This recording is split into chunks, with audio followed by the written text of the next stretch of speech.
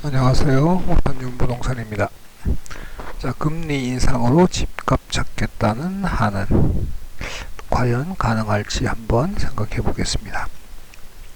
자, 한국은행이 부동산 시장 과열을 지적하면서 금리 인상 의지를 보이는 가운데 과연 금리를 올리면 집값 상승세가 끊길지 시장에 관심이 쏠리고 있다.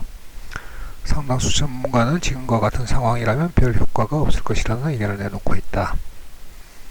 지금 금리 인상되면 다주택자들 망한다고 하시는 분들이 있던데 정신승리를 하시는 거죠. 자, 20일 한국은행에 따르면 금융통화위원회는 지난 16일 기준금리를 0.5%로 동결하기로 결정했다.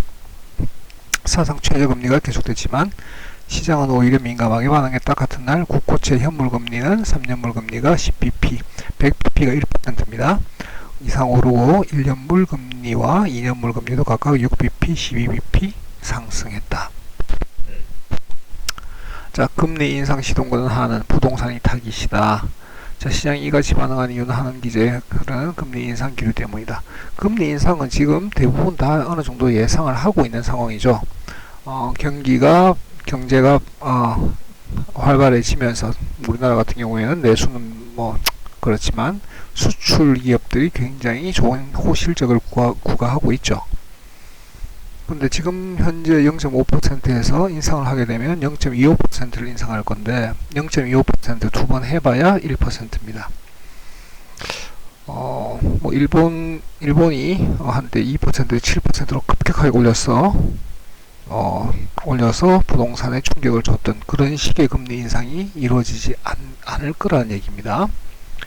자, 그래서 금리 인상을 해야 한다라는 소수 의견을 내는 등 매파적인 분위기가 강했다라고 얘기를 하고 있습니다.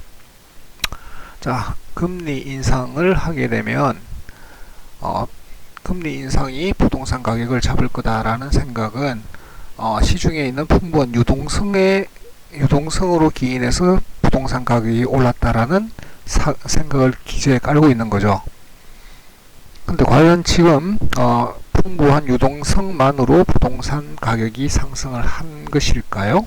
그 부분을 한번 생각해 보신다면 금리 인상만으로 집값을 잡겠다라는 건 허구에 불과하다라는 걸 아실 수가 있을 겁니다. 부동산 전문가들은 결국 핵심은 공급이다.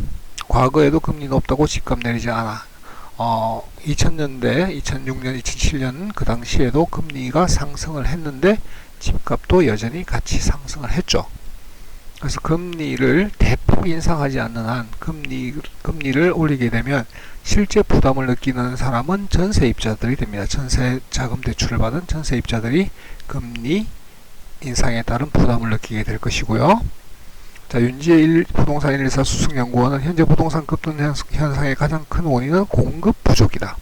자, 공급 부족이라는 부분을 해소하지 않으면 금리 인상만으로는 집값 급등 현상을 잡을 수가 없다라고 대다수 부동산 전문가들은 얘기하고 있는 겁니다. 자, 저금리 외에도 가구 수 증가로 늘어난 수요 등이 구조적 원인이다.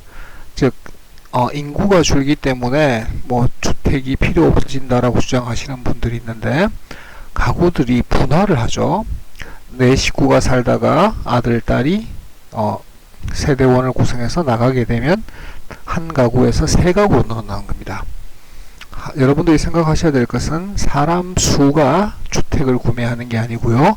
가구 수가, 즉 세대 수가 주택을 구매한다는 겁니다. 인구가 준다고 해서 세대 수가 줄어들지는 않고 오히려 늘어나는 현상은 자녀들의 독립이라든지 결혼이라든지 이혼이라든지 이런 식으로 세대 수 증가분은 인구와 상반되는 현상을 보이는 경우가 있습니다. 특히 대도시의 경우, 큰 도시의 경우는 이런 현상이 더 두드러지게 나타나게 되겠죠.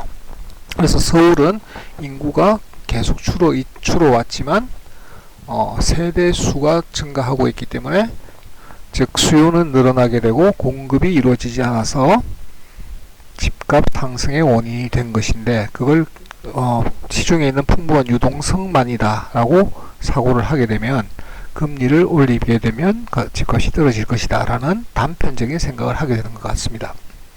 자, 지난 2008년 금융위기 이후 금리가 급격히 낮아졌어도 부동산 가격은 급등하지 않았다.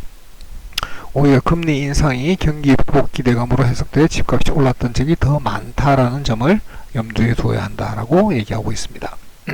자, 노무현 정부 당시 기준금리는 6%였습니다. 집값은 가파르게 상승했다. 원인은 공급 부족에 집값이 올랐다고 봐야 한다라고 얘기하고 있는 겁니다. 자, 실제로 KB부동산 리본의 월간 주택 매매 지수에 따르면 2017년 5월부터 19년 7월까지는 정책금리가 1.50에서 1.75로 인상되는 추세였음에도 서울 아파트 값은 18.71% 올랐습니다. 그래서 가장 경제에서 기본 원인인 수요 공급의 불일치가 가격의 상승을 유도하고 있다는 것을 어느 정도로 이제는 인식을 하고 있죠. 하고 있어서 뭐 공급을 하겠다라고 발표를 하지만 그것도 현실 가능성이 좀 없는 편이라서 당분간은 집값 상승이 안타깝지만 집값을 하락시킬 만한 요인이 없다라는 게 문제인 것입니다.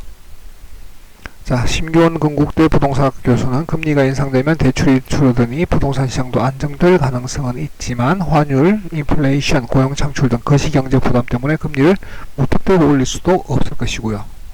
정책금리가 0.75% 이상 인상돼야 집값에 실질적인 부담이 될 텐데 단기적으로는 한 번에 0.25%, 두 번 올리면 0.50%가 되겠죠. 이것도 영향이 제한적일 것이다.